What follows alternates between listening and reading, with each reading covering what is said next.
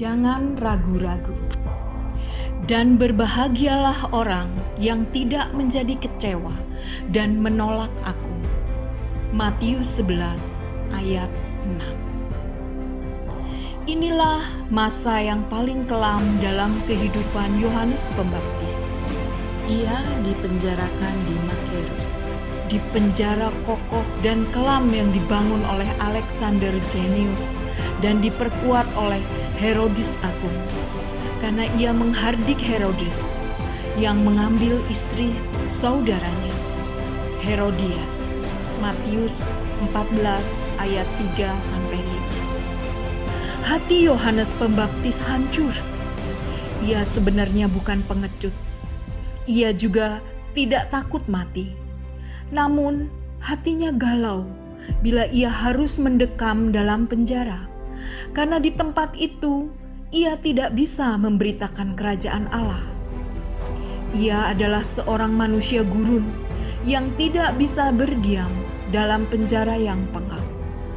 Ia juga seorang yang memberitakan penghakiman Allah, namun penghakiman itu berlambat-lambat datangnya. Matius 3 ayat 7-12. Di tempat itu pula ia menerima laporan tentang pekerjaan anak manusia, tetapi cuma setengahnya saja. Yohanes tahu bahwa kematian tinggal menunggu waktu saja.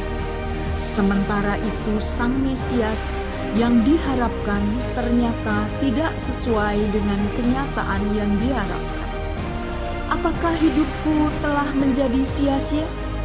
Apakah Yesus itu memang benar-benar Mesias yang dijanjikan? Atau ini hanya imajinasiku saja? Pertanyaan ini memenuhi pikiran Yohanes. Jadi ia mengirimkan 2 orang muridnya untuk bertanya kepada Mesias. Kelihatan aneh bila Yohanes Pembaptis yang notabene sebagai orang yang memproklamirkan Yesus pertama kali meragukan Sang Mesias. Tetapi kita harus ingat bahwa saat itu Yohanes dalam keadaan depresi karena dijebloskan dalam penjara.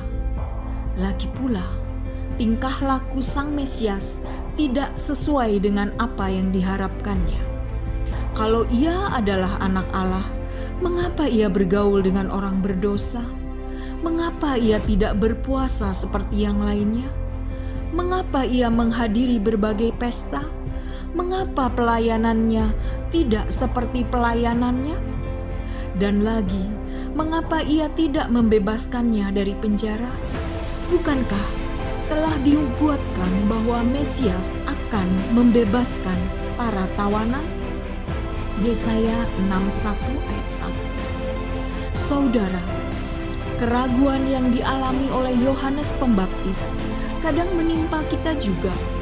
Apabila tekanan hidup datang bertubi-tubi dan jawaban Allah tidak sesuai dengan apa yang kita harapkan, timbullah pertanyaan, benarkah Engkau adalah Allah yang Maha Kuasa? Benarkah bahwa janji-janjinya ya dan amin? Kalau ya, mengapa persoalanku tak kunjung usai?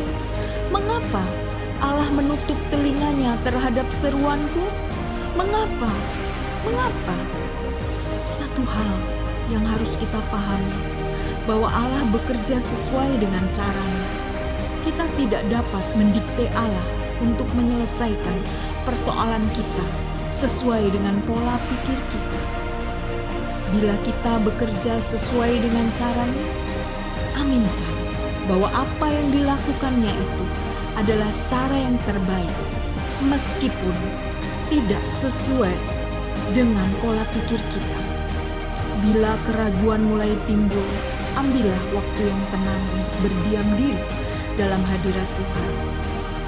Anda berhak untuk bertanya kepada Allah. Tetapi percayalah bahwa janjinya adalah terbaik buat Anda. Tuhan Yesus memberkati.